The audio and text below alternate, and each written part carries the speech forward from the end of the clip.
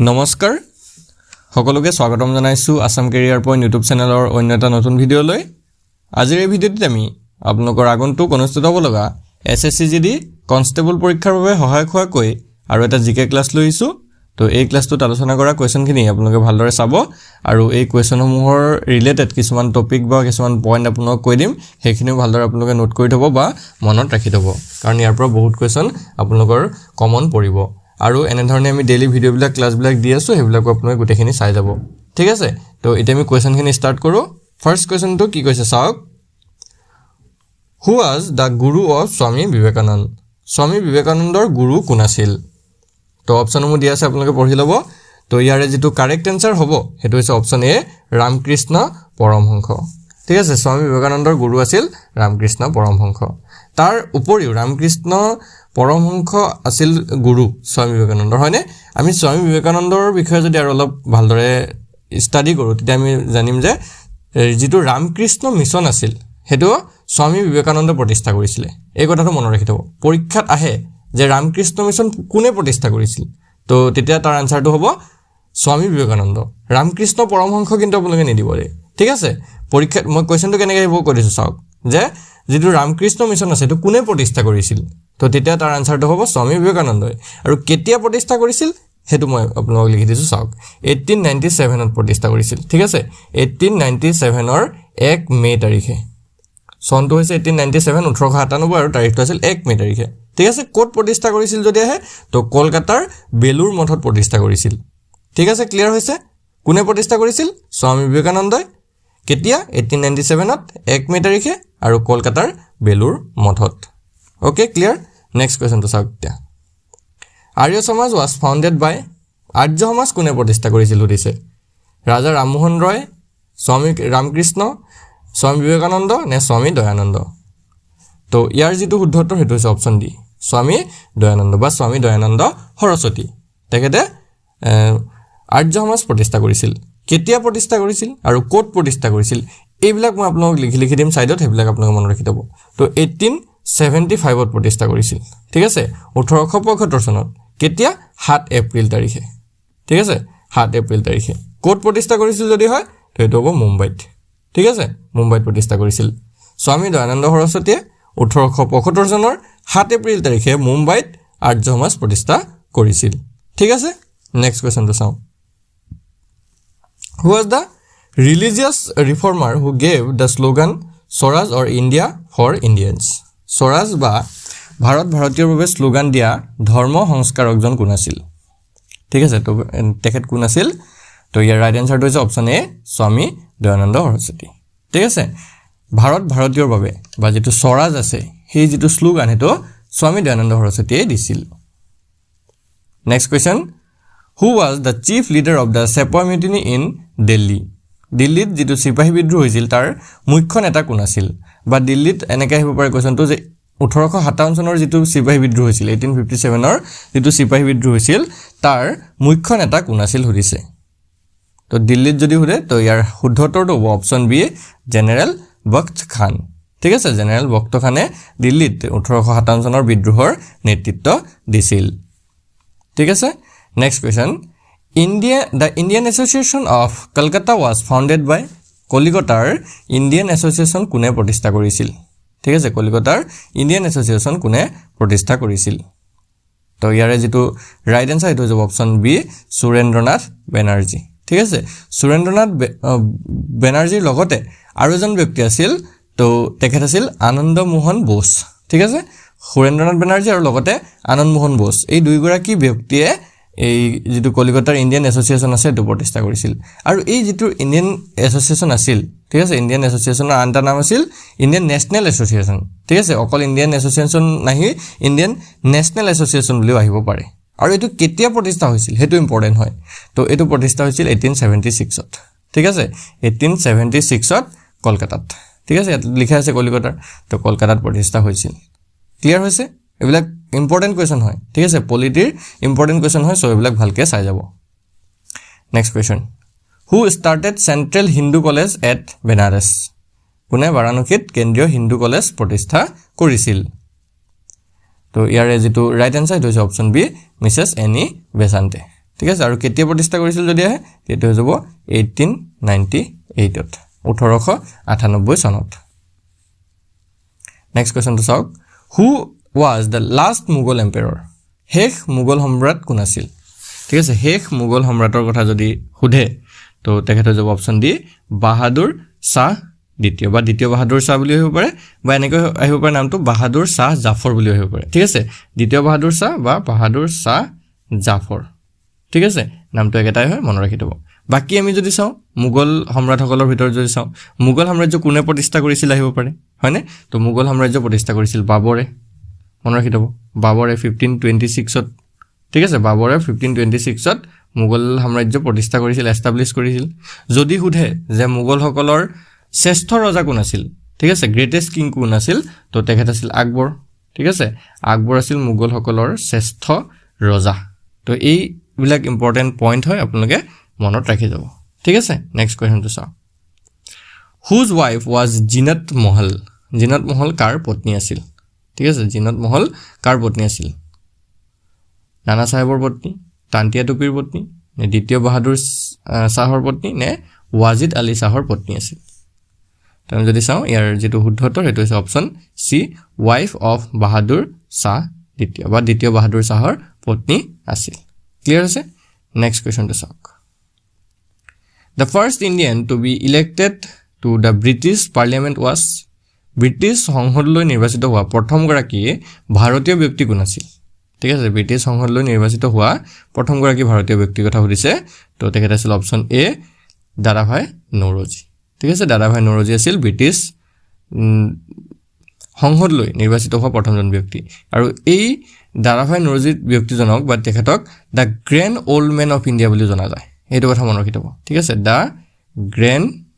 old man of India ঠিক আছে the grand old man of India বুলি জনা যায় আৰু তেখেতে 1892 চনত 1892 ত যেটো ইংলেণ্ডত জেনাৰেল ইলেকশ্যন হৈছিল তাতে ভাৰতীয় মানে সংসদত তেওঁ নিৰ্বাচিত হৈছিল ঠিক আছে নেক্সট কোৱেশ্চনটো চাওক দা লাষ্ট পেশৱা অফ দা মাৰাঠাসকলৰ শেষ পেশৱা কোন আছিল ঠিক আছে মাৰাঠাসকলৰ শেষ পেশৱা কোন আছিল সুধিছে তো ইয়াৰ যেটো ৰাইট আনসাৰ হেতু হৈ যাব অপচন ডি বাজিৰাও দ্বিতীয় বাজিৰাও তো বন্ধুসকল নেক্সট কোৱেশ্চনখিনি চোৱাৰ আগতে মই আপোনালোকক আৰু এটা কথা জনাই থওঁ তো আপোনালোকৰ বহুতে এসএসসি জিডিৰ কাৰণে প্ৰিপাৰেচন কৰি আছে কিন্তু আপোনালোকে কোৰ পৰা প্ৰিপাৰেচন কৰিব ভালদৰে প্ৰিপাৰেচন কোৰ পৰা কৰিব হেতু জনা নাই বা কোনখন কিতাপ আপোনালোকে পঢ়িব তাৰ বিষয়ে ভালদৰে নাজানে তো মই আপোনালোকক এখন বেষ্ট কিতাপৰ সাজেশন দিছো তো সেই কিতাপখন আপোনালোকে Amazonত পাই যাব অৰ্ডাৰ কৰি ল'ব পাৰিব আৰু খুব কম মূল্যত আপোনালোকে এনে ধৰণৰ ভাল কিতাপ নাপায় কিন্তু এটা কথা যে ইয়াত ইংলিশ মিডিয়ামত পাব অকল কিতাপখন ঠিক আছে তো মই কিতাপখনৰ লিংকটো ডেসক্ৰিপচনত দি দিম তো আপোনালোকৰ যিসকলৰ প্ৰয়োজন হয় আপোনালোকে গৈ ডেসক্ৰিপচনৰ পৰা কিতাপখন লৈ ল'ব পাৰিব কিতাপখনত অল এভেইলেবল থাকিব আৰু সম্পূৰ্ণ এটা সিলেবাস কভাৰ কৰা হ'ব আৰু বেষ্ট আপোনালোকৰ কিতাপ হ'ব এখন মই সাজেষ্ট কৰিছো এই কিতাপখন আপোনালোকে ল'ব পাৰে ডেসক্ৰিপচনত লিংক থাকিব আপোনালোকে লিংকৰ পৰা গৈ হেখন অৰ্ডাৰ কৰিব পাৰিব Amazonত থাকিব Amazonৰ পৰা আপোনালোকে অৰ্ডাৰ কৰি ল'ব পাৰিব ঠিক আছে তো এতিয়া আমি নেক্সট কোৱেশ্চনটো আগবঢ়িম নেক্সট কোৱেশ্চনটো চাওক কি কৈছে What was the greatest achievement of Sir Syed Ahmad Khan Sir Syed Ahmad Khanৰ সৰ্ববৃহৎ সাফল্য কি আছিল ঠিক আছে Sir Syed Ahmad Khanৰ সৰ্ববৃহৎ সাফল্যটো আছিল option B starting MAO Muhammad Anglo Oriental College at Aligarh ঠিক আছে আলিগড়ত Muhammad Anglo Oriental College খন বা যিখন মহাবিদ্যালয় আছে সেই মহাবিদ্যালয়খন স্থাপন কৰাই আছিল Sir Syed Ahmad Khanৰ সৰ্ববৃহৎ সাফল্য নেক্সট কোৱেশ্চনটো হৈছে The Pratna Samaj in Bombay was started by Bombay Pratna Samaj কোনে আৰম্ভ কৰিছিল ঠিক আছে বম্বেত প্ৰাৰ্থনা সমাজ কোনে আৰম্ভ কৰিছিল এটো যদি আনসাৰটো চাও এটো অপচন এ হ'ব শুদ্ধতৰ ডক্টৰ আত্মাৰাম পাণ্ডুৰাঙ্গে ঠিক আছে আত্মাৰাম পাণ্ডুৰাঙ্গে এই প্ৰাৰ্থনা সমাজ প্ৰতিষ্ঠা কৰিছিল আৰু কেতিয়া প্ৰতিষ্ঠা কৰিছিল যদি আহে তেটো হৈ যাব 1867ত 1867 চনত ঠিক আছে নেক্সট কোৱেশ্চনটো লাগবঢ়িব পাৰো নেক্সট কোৱেশ্চনটো চাওক কি কৈছে the person who is known as the grand old man of India is ভাৰতৰ পিতামহ হিচাপে জনাজাত ব্যক্তিজন হৈছে মই অলপ আগতে এটা কোৱেশ্চনত কৈছিল হয়নে the grand old man of India কাক কোৱা হয় মই লিখিও দিছিলো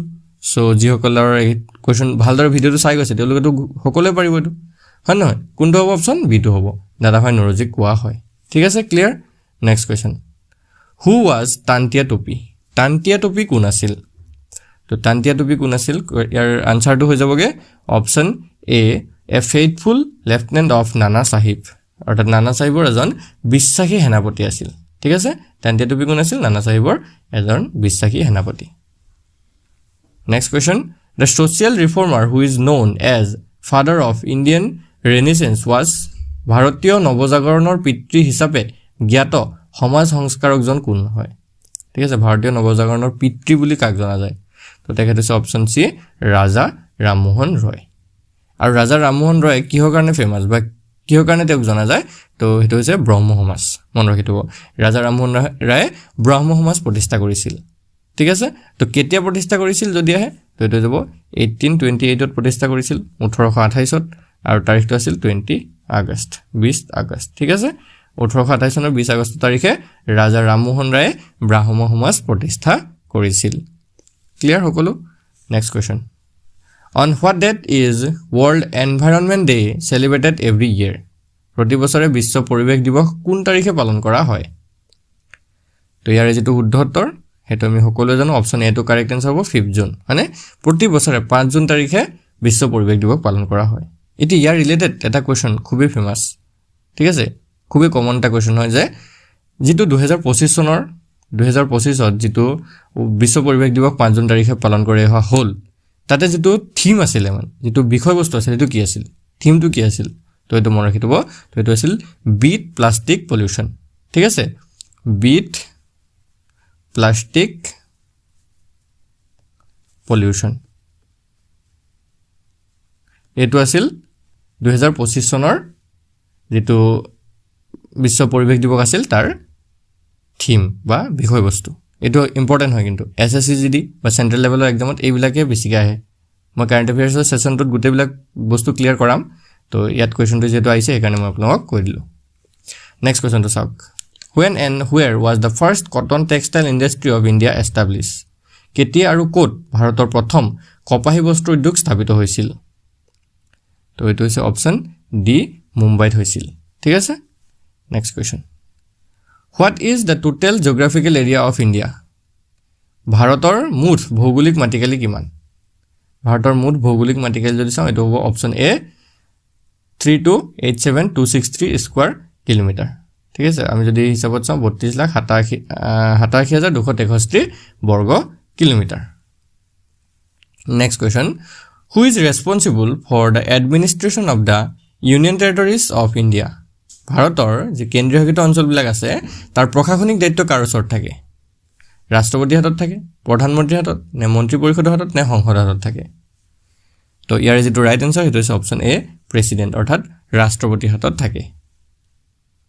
next question from where does the river Ganga originate কৰ পৰা গংগা নদীৰ উৎপত্তি হৈছে ঠিক আছে গংগা নদীৰ উৎপত্তি কৰ পৰা হৈছে সুধিছে তো ইয়াৰ যেটো ৰাইট আনসাৰ হেতু হৈছে অপচন বি গংগোত্ৰী গ্লেচিয়াৰ ঠিক আছে গংগোত্ৰী হিমবাহৰ পৰাই গংগা নদীৰ উৎপত্তি হৈছে next question in which year was the Reserve Bank of India nationalized কিমান চনত ভাৰতীয় ৰিজাৰ্ভ বেংকৰ ৰাষ্ট্ৰীয়কৰণ কৰা হৈছিল ঠিক আছে ৰাষ্ট্ৰীয়কৰণ যদি আমি চাও এটো হৈ যাব অপচন ডি 1949ত 1949ৰ 1 জানুৱাৰী তাৰিখে ভাৰতীয় যেটো ৰিজাৰ্ভ বেংক আছে এটো ৰাষ্ট্ৰীয়কৰণ কৰা হৈছিল ইয়াৰ ৰিলেটেড ৰাষ্ট্ৰীয় বেংকৰ ৰিজাৰ্ভ বেংকৰ কথা যদি আমি চাও যেটো এটি এস্টাবলিশ কেতিয়া হৈছিল মানে মানে কেতিয়া প্ৰতিষ্ঠা হৈছিল এটো হৈছিল 1 এপ্ৰিল 1935 ঠিক আছে 1 এপ্ৰিল 1935 চনত ভাৰতীয় ৰিজাৰ্ভ বেংক প্ৰতিষ্ঠা হৈছিল ইয়াৰ যেটো হেডকোৱাৰ্টাৰ ঠিক আছে যেটো হেডকোৱাৰ্টাৰ হেতু ক'ত আছে তো হেডকোৱাৰ্টাৰ যদি আমি চাও মুম্বাইত আছে ঠিক আছে মুম্বাইত আছে হেডকোৱাৰ্টাৰ তো এইবিলা কথা আপোনালোকে মনত ৰাখি যাব next question which of the following banks is considered as a top tier development bank towards upgrading investment and production in rural areas তলৰ কোনটো বেংকক গ্ৰাম্য অঞ্চলত বিনিয়োগ আৰু উৎপাদনৰ উত্তৰণ কৰাৰ দিশত শীৰ্ষ পৰ্যায়ৰ উন্নয়নকাৰী বেংক হিচাপে গণ্য কৰা হয় তো সেই বেংকখন হৈছে অপচন ডি